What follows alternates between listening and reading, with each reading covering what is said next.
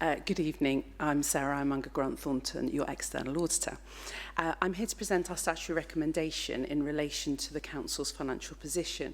By way of an introduction, for any of you who are less familiar with the auditor's role, we provide an opinion on your financial statements, and under the National Audit Office Code of Audit Practice, we're also required to consider whether the Council has put in place proper arrangements to secure economy, efficiency and effectiveness in the use of resources. Auditors are required to report their commentary on the Council's arrangements under specified criteria which are financial sustainability, governance and improving economy, efficiency and effectiveness. At work, we can issue a range of different recommendations. So there are improvement recommendations around improving your arrangements, key recommendations where we consider there's a significant weakness in your arrangements, and then we have statutory recommendations which, as said, are written recommendations under Section 24 of the Local Audit and Accountability Act. Financial challenges.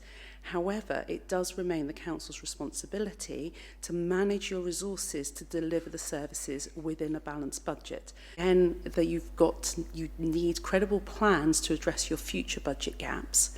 And again, if you cannot create those credible plans, then so the Council is responding with a number of activities to address this situation.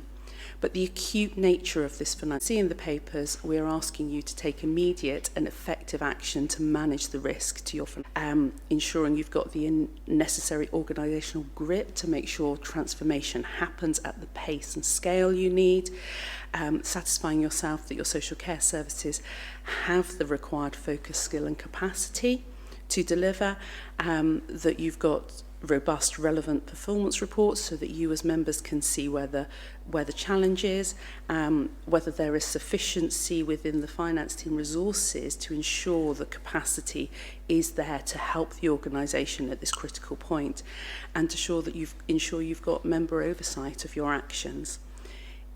So essentially we're saying you need to take urgent action to address the financial position.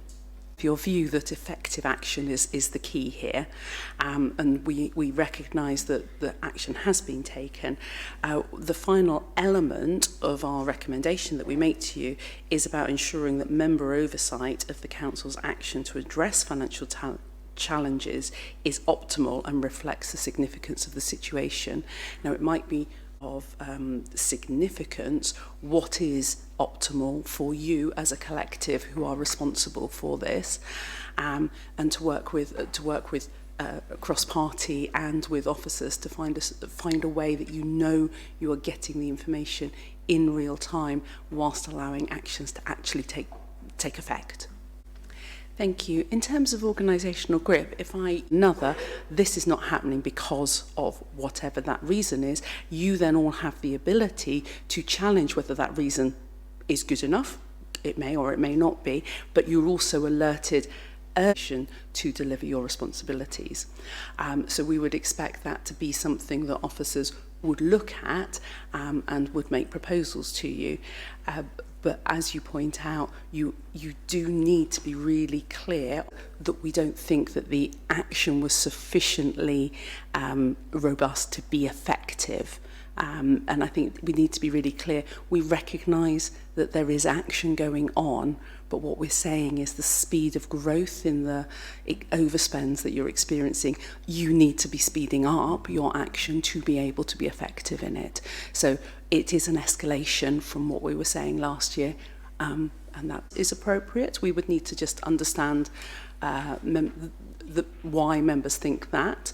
The matters we're raising to you are serious for you to deal with, and you have a responsibility as a council to deliver your statutory services within the and that's what we are holding you to account for. We are not saying all of those factors are absolutely precious. You do need to be finding solutions to be able to address.